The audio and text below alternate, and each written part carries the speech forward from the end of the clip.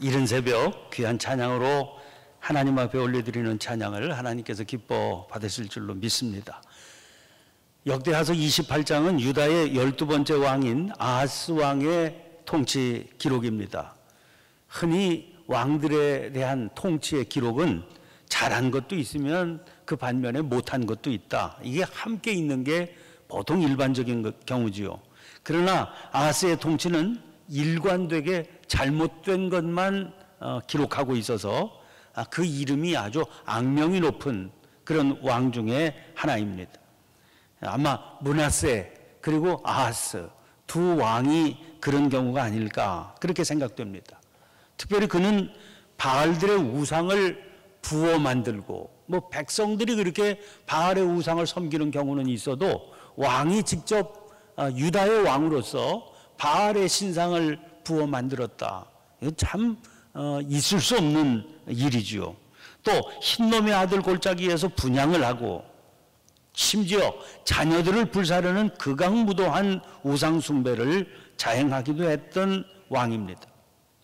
특별히 오늘 28장 3절 하반절을 보면 여호와께서 이스라엘 자손 앞에서 쫓아내신 이방 사람들의 가증한 일을 본받아 그의 자녀들을 불사르고, 이 말씀이 바로 그 말씀이거든요. 이스라엘 백성이 가나안 땅에 진입하게 될 때 그때 가나안 족속들이 섬기던 신 중에 몰렉신이라는 신이 있었습니다. 이 신에게 제사하는 방법은 자기 자녀를 제물로 불태우는 이제 그런 끔찍한 그 일이었거든요. 그래서 레위기 20장 1절부터 5절까지 보면 하나님께서는 이 일을 특별히 가증한 것으로 그렇게 지적을 하십니다. 그래서 그 일을 행한 사람은 반드시 돌로 쳐 죽여야 된다. 그래서 이스라엘 가운데서 제해야 된다. 그렇게 명령하셨고, 또 심지어는 이 일을 못 본 채 하고 죽이지 않는 사람과 그의 권속까지도 다 죽여야 된다. 그렇게 명령을 하셨거든요. 이렇게 율법에 분명히 무섭도록 규제가 되어 있는 그런 일이 이 일인데, 그렇게 가증한 일을 다윗의 후예인 유다 왕 아하스가 자기 손으로 저질렀다 하는 얘기니까 이 왕이 얼마나 참 잘못된 일을 행한 왕인지를 알 수 있지 않습니까? 그런데 그 아하스가 통치하던 시대의 국제 정세는 참 어렵고 힘든 시대였습니다. 그 지역의 강자가 된 아수르라고 하는 제국은 강력한 영토 확장 정책을 실시하고 있었거든요. 그래서 세력이 커지면 커질수록 영토를 자꾸만 뻗쳐나갑니다. 그 말은 다른 나라를 함락시켜서 자기의 영토로 만들어 나갔다, 그런 얘기가 되겠죠. 여기 직접적으로 영향을 받는 나라가 아람과 북이스라엘입니다. 위기를 느낀 아람과 북이스라엘은 동맹을 맺어서 함께 힘을 합쳐서 아수르에 대항을 하게 되는데, 여기에 세력을 더 보태기 위해서 유다에게도 자기들의 동맹에 함께 하자 그렇게 요구합니다. 그런데 아하스가 동맹 맺기를 거부했거든요. 그러니까 어제의 동지가 오늘은 적이 되는 것 아닙니까? 그래서 유다를 적으로 여겨서 공격을 합니다. 근데 그 공격을 받아서 유다가 큰 피해를 입게 되는 거죠. 아람은 5절을 보면 심히 많은 무리를 사로잡아 다메섹으로 갔다 그랬습니다. 이스라엘의 공격으로 왕의 아들과 국내 대신과 총리 대신까지 포함해서 하루에 용사 12만 명이 죽었다. 그리고 20만 명을 사로잡고 그들의 재물을 많이 노랗게 해서 사마리아로 가져갔다. 이렇게 기록하고 있습니다. 그런데 이 혼란한 틈을 타서 그동안 유다의 지배 가운데 있던 에돔과 블레셋도 오히려 유다를 침공하는 바람에 유다는 매우 곤고한 처지에 빠지게 되는 겁니다. 이 어려움 가운데 나라를 지키기가 어려웠던 아하스는 아수르의 도움을 요청하게 됩니다. 20절 21절 말씀 보면 이런 말씀 나옵니다. 아수르 왕 디글랏빌레셀이 그에게 이르렀으나 돕지 아니하고, 도와달라고 요청해서 온 군대인데 돕지를 아니하고 도리어 그를 공격하였더라.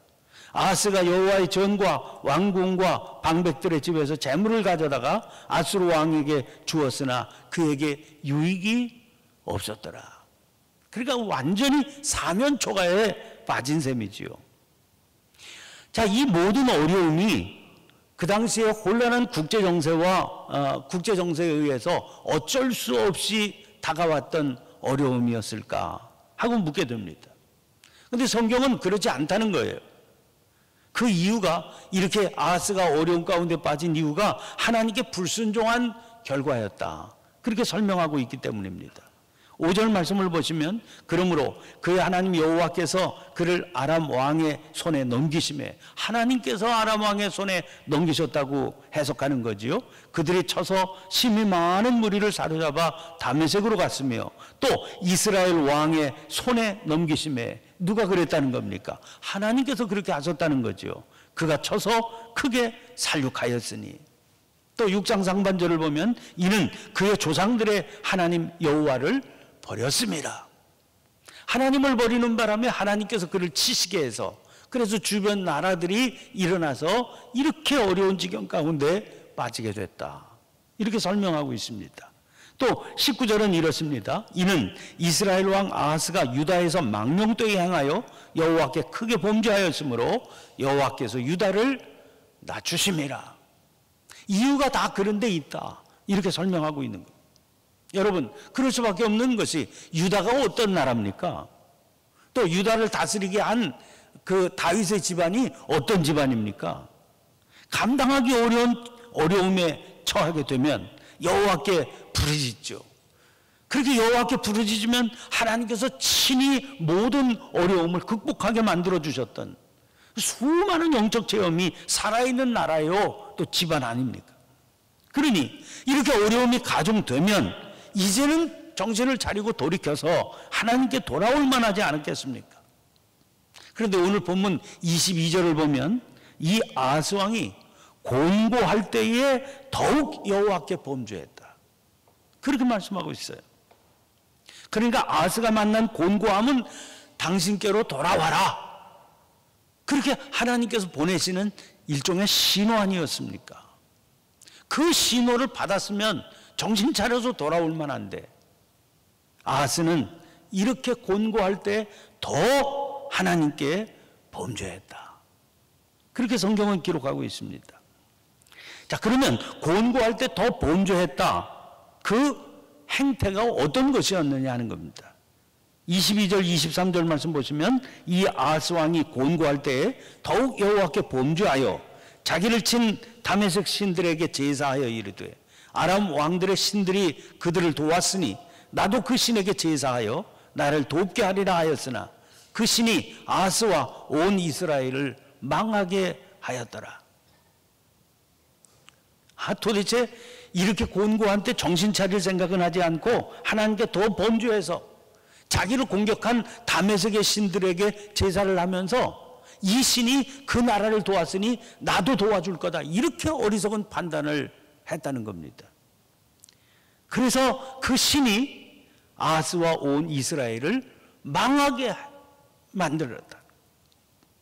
아하스의 이런 태도는 그의 선대 조상들로부터 받은 부정적인 영향이 있었던 것 아닌가, 그렇게 생각이 됩니다. 자, 그 선대가 누군가 하니, 할아버지는 우시야고요, 아버지는 요담입니다. 그런데 우시야와 요담은 다 성경에 정직하고 의롭고 바른 왕으로 그렇게 기록이 되어 있어요. 나름대로 여호와 보시기에 정직하게 행한 왕이다, 역사는 그 왕들을 그렇게 평가하거든요. 우시야의 경우는 이렇습니다. 26장 4절 말씀 보면, 우시야가 그의 아버지 아마샤의 모든 행위대로 여호와 보시기에 정직하게 행하며 이랬습니다. 요담은 어떨까요? 27장 2절 보면, 요담이 그의 아버지 우시야의 모든 행위대로 여호와 보시기에 정직하게 행하였으나 이랬거든요. 그런데 완벽하지가 못했습니다. 우시야의 할아버지 우시야에게 문제가 후반부에 생기게 돼요. 통치 후반부에 26장 16절을 보시면, 그가 강성하여짐에 그의 마음이 교만하여 악을 행하여 그의 하나님 여호와께 범죄하되 곧 여호와의 성전에 들어가서 향단에 분향하려 한지라. 제사장이 분향하게 돼 있는데 왕이 강성해지니까 교만했습니다. 그 자기가 분양하겠다 이렇게 고집을 한 거지요. 그때 제사장이 아사랴라고 하는 사람인데, 아사랴가 용감하게 임금 앞에 나가서 왕이 그 일을 행하지 못하도록 말렸습니다. 근데 오히려 말리는 제사장에게 왕이 화를 냈거든요. 그때 그 화를 낼 때 그의 이마에 나병이 생깁니다. 그래서 죽을 때까지 아들 요담에게 정사를 맡기고 여호와의 전에서 끊어져서 나병 걸린 환자는 출입을 금하게 되어 있으니까요. 그래서 별궁에서 살면서 최후를 나병으로 마칠 수밖에 없는 그런 끔찍한 생애를 살았던 겁니다. 이게 할아버지 우시아입니다. 그 뒤를 이어서 아들 요담이 왕이 됐는데 27장 2절을 보면 요담이 그의 아버지 우시아의 모든 행위대로 여호와 보시기에 정직하게 행하였으나 여호와의 성전에는 들어가지 아니하였고 백성은 여전히 부패하였더라. 이렇게 기록하고 있거든요.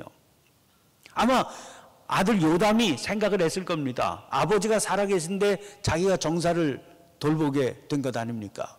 이런 일이 왜 생겼나? 아버지가 나라를 잘 다스려서 나라가 강성했는데 왜 이 지경이 됐나? 그리고 요담 나름대로 어떻게 생각을 했는가 하니, 성전에 들어가서 말썽이 생긴 거다. 아마 그렇게 생각을 하지 않았나 싶어요. 그래서 자기는요, 정치는 잘 열심히 하지만 성전에는 아예 가까이 하지 않았다. 그래서 요담은 곁길로 가지는 않았지만 지극히 하나님에 대해서는 소극적이고 부정적이었던 거죠. 그 결과를 역사는 백성은 여전히 부패했다. 이렇게 소개하고 있는 겁니다. 여러분, 우리가 이렇게 생각을 할 수 있어요. 요즘 교회의 모습이 영 문제가 있다. 이렇게 생각됩니다. 가만히 보면 성도들이, 예수 믿는다는 성도들이 살아가는 삶의 태도가 영 바람직스럽지 못한 것 같습니다. 잘못된 모습이 많이 들리고요. 그리고 막 아주 마음에 실망이 됩니다.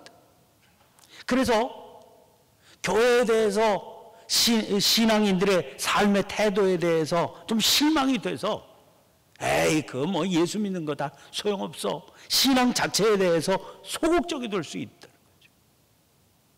이게 그 요담의 모습과 다를 바가 없다는 거죠. 여러분, 그러므로 그의 선대 왕들, 아버지, 할아버지 정직히 행한 왕으로 칭찬은 받았지만 또 그 바람에 나라도 든든히 서기는 했지만, 그러나 실제 그 깊은 속으로 들어가 보면 하나님과의 교제는 원활하지가 못했던 거죠. 그때 뿌리가 박힌 부정적인 영향이 아마 아하스에 대해 구체적으로 나타나게 된 것입니다. 여러분, 아하스의 또 다른 통치 기록이 역대기의 기록만 아니라 열왕기의 기록도 있지 않습니까? 열왕기하서 16장의 기록이 되어 있습니다. 열왕기하서 16장 10절 11절에 이런 기록이 나오거든요. 아하스 왕이 아수르의 왕 디글랏 빌레셋을 만나러 다메섹에 갔다가 거기 있는 제단을 보고 아하스 왕이 그 제단의 모든 구조와 제도의 양식을 그려 제사장 우리아에게 보냈더니 아하스 왕이 다메섹에서 돌아오기 전에 제사장 우리아가 아하스 왕이 다메섹에서 보낸 대로 모두 행하여 제사장 우리아가 제단을 만든지라. 이제 군대 지원을 요청하기 위해서 이제 아하스가 아수르를 친히 방문을 했거든요. 그때 디글랏 빌레셋을 만나러 다메섹으로 갔다가 그 다메섹에 있는 아수르의 제단을 본 겁니다. 그 아수르의 제단이 아주 거대한 제단이었거든요. 아수르의 국력의 넋을 빼앗겼지요. 그러면서 아하스가 생각한 겁니다. 이 아수르라고 하는 거대한 제국의 그 막강한 국력이 원천이 저거로구나. 그렇게 생각을 했던 거예요. 그래서 그 제단의 그 여러 가지 구조, 또 제사를 지르는 제도의 양식, 그걸 다 그려가지고요. 그래서 자기는 이 다메섹에 있으면서 자기 나라로 보낸 거죠. 그걸 빨리 자신에게 부활을 시켜서 보낸 거죠. 그래서 예루살렘에도 이거와 똑같은 제단을 만들어라. 이런 어처구니 없는 일을 저지르게 된 겁니다. 그 누구에게 시켰어요? 제사장에게 그 일을 시켰다는 거예요. 이 제사장도 정신없는 사람이지요. 그래서 계속해서 그 이름이 등장하잖아요. 제사장 우리아가 이 일을 했다. 제사장 우리아가 이 일을 했다는 거예요. 이 사람이 그 왕의 명령이라고 그걸 다 받아가지고요, 제사장의 신분으로서 그 다메섹의 신들의 제사 드리는 그런 제단을 쌓고 그 제도의 양식을 그대로 만들었다는 겁니다. 여러분, 아수르에서 돌아온 아하스는 그 제단에서 아수르의 우상을 섬기면서, 그러면서 성전은 다 철폐를 해버리고 만 겁니다. 그러면 강력한 그 아수르의 신이 자기가 이렇게 하니까 자기를 도와줄 거다, 그렇게 믿었다는 거죠. 그런데 그 결과가 뭡니까? 23절, 자기를 친 다메섹 신들에게 제사하여 이르되 아람 왕들의 신들이 그들을 도왔으니 나도 그 신에게 제사하여 나를 돕게 하리라 하였으나 그 신이 아하스와 온 이스라엘을 망하게 하였더라. 여러분, 아하스가 왕위에 오를 때의 나이가 20살이거든요. 요담은 16년 동안 왕위에 있었습니다. 그러니까 자기 아버지 요담이 왕위에 올랐을 때 이 아하스는요 4살 나이였습니다. 4살 때 자기 아버지가 요담이 왕이 돼가지고 성전을 가까이 하지 않고 지냈어요. 그리고 어린 시절에 한 번도 성전을 가까이 해본 적이 없는 그런 사람이었다는 겁니다. 성전을 찾아가서 하나님 앞에 제사를 드리고 그 뜻을 묻고 그 뜻을 순종하여서 따르는 걸 배웠던 경험이 그에게 전혀 없었다는 거예요. 그러니까 우상을 숭배하고 그에게 제사를 드린다는 게 어떤 의미인지, 하나님 앞에 매달려서 간구하면서 나라의 운명을 하나님께 맡기고 그리고 책임져 주시기를 간구하는 게 어떤 것인지 아하스는 전혀 경험을 해보지를 못했습니다. 그랬던 그가 다메섹을 찾아갔잖아요. 거기에 엄청난 제단을 쌓고 거기서 제사를 드리는 걸 보고요, 이게 엄청나게 그에게 경이로운 일로 다가왔겠죠. 그런 그에게 사방으로 옥죄어 오는 그런 곤고한 상황이 찾아오게 되니까 이거는 하나님 앞에 나오라는 강력한 요구였는데 그걸 깨닫지를 못하고 이거 어떡하지? 다메섹 신들에게 제사를 드려야 되겠다, 다메섹 신들에게 매달려야 되겠다, 이런 판단을 할 수밖에 없었다는 거죠. 여러분, 우리 삶의 여정에서 찾아오는 곤고함은 사실은 하나님의 은혜로운 초청인 경우가 허다한 겁니다.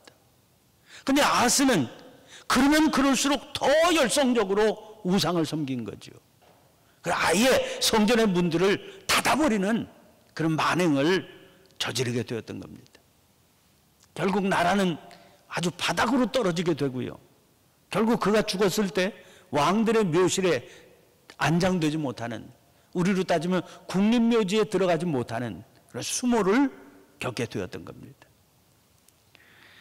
자, 그런데 여기 보면 28장을 쭉 다 읽어보면은요, 우리가 읽지는 못했지만 아하스의 통치 기록을 담은 28장 한복판에 8절부터 15절에 한 사건이 끼어 있습니다. 그 장면은 어떤 장면인가 하니, 북왕국 이스라엘이 유다와 전쟁을 벌여서 승리를 거두지 않습니까? 그래서 많은 사람들을 죽였고요, 그리고 포로로 끌고 온 사람이 20만 명이에요. 20만 명. 이 많은 포로를 끌고 사마리아로 지금 들어가고 있는 겁니다. 의기양양한 개선 행진이지요. 그런데 북이스라엘의 선지자 오뎃이라고 하는 사람이 있는데, 이 승전 행렬을 맞이한 자리에서 이렇게 예언합니다. 유다에 대한 하나님의 진노가 임해서 우리가 이긴 거다. 우리가 이길 전쟁을 이긴 게 아니라 하나님께서 유다의 그 행패를, 아하스의 행패를 못마땅하게 여기셔서 우리에게 승리를 안겨주신 거다. 이건 분명한 사실이다. 그러나 그렇다고 그래서 이렇게 형제를 20만 명이나 포로로 끌고 와서 그들에게 분노를 쏟아내면서 형제를 종으로 삼겠다? 이거 하나님께 죄를 짓는 일이다. 그러니까 이렇게 하면 안 된다. 포로들 돌려보내야 된다. 그러면 유다에게 임한 하나님의 진노가 우리에게 임하게 될 거다. 이렇게 예언을 한 겁니다. 이 예언을 듣고서요, 에브라임의 지도자들이 즉각 행동에 돌입합니다. 못 들어간다. 사마리아로 못 들어간다. 포로들에게 전리품 다 뒤져라. 그래서 헐벗은 포로들에게 옷을 입혀주고, 신발도 신지 못하고 이렇게 끌려오는 그 포로들에게 신발 찾아서 신겨주고, 다친 사람은 약 발라주고, 굶주린 사람, 기갈 들린 사람 먹고 마시게 해서, 그래서 다시 자기 집으로 돌려보내야 된다.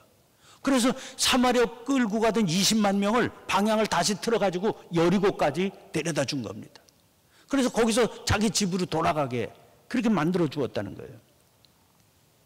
여러분, 어느 나라가요? 북이스라엘이. 우리 알지 않습니까? 유다와 달라요. 북이스라엘은 영적인 배움이 전혀 없던 나라입니다. 그러나 그들은 순전한 마음으로 하나님께서 말씀을 주실 때 그 말씀을 받았고 그 말씀에 순종했던 겁니다. 권고할 때 그런 게 아니에요. 성전의 기쁨 속에 있을 때조차 그렇게 한 겁니다. 그러니까 이 장면을 놓고 비교를 시켜주는 거지요. 사람들은요, 자기의 허물이 배운 게 없었기 때문이다. 그렇게 조상 탓 돌리는 때가 얼마나 많이 있는 겁니까? 근데 그건 핑계에 불과한 거다. 북이스라엘을 봐라. 언제 그들의 조상들에게 제대로 영적인 배움을 받은 적이 있냐? 그래도 이렇게 하나님의 말씀이 임할 때, 성전으로 말미암아 기세가 올랐을 때에도 돌이켜서 그게 아니지, 그렇게 하면 안 되지, 그리고 자기들에게 돌아오는 그 성전의 그 유익을 다 포기하지 않냐? 하나님의 말씀이라면. 그러니 권고할 때에 하나님을 의지해야 되는 이때에 더 하나님께 등을 지는 이런 일이 있을 수가 있느냐는 거죠. 여러분, 한번 지금 우리 삶의 현장에 자리 잡고 있는 권고함이 뭔지를 살펴보실 필요가 있습니다. 그 권고함이요, 오히려 하나님과의 관계를 새롭게 하는 때거든요. 우리로 하여금 정신 차려서 하나님께 의지하고 하나님께 나아가라고 하시는 귀한 사인이거든요. 이 곤고한 삶의 현장을 하나님께 아뢰고 주님께서 도와주시기를 구하고 믿음으로 나아가야 되는 거죠. 여러분, 우리가 바로 그런 지혜가 있게 되기를 바랍니다. 하나님의 인도하심을 구하며 그 뜻에 순종하기로 결단하는 계기가 되어서 곤고함이 오히려 우리에게 복이 되고 하나님께 영광을 돌릴 뿐만 아니라 우리의 삶에는 축복의 사건이 일어나는 계기가 될 수 있게 되시기를 간절히 축원합니다. 문제가 복이다 이렇게 생각하고 기도의 제목으로 삼고 나아가시는 가운데 우리를 승리로 인도하시는 주님의 옳은 편파를 붙들게 되시기를 간절히 축원합니다. 오늘 주신 말씀을 기억하며 우리가 함께 하나님 앞에 간절히 기도의 제단을 쌓으며 나아가기를 원합니다. 특별히 교회 개보수 공사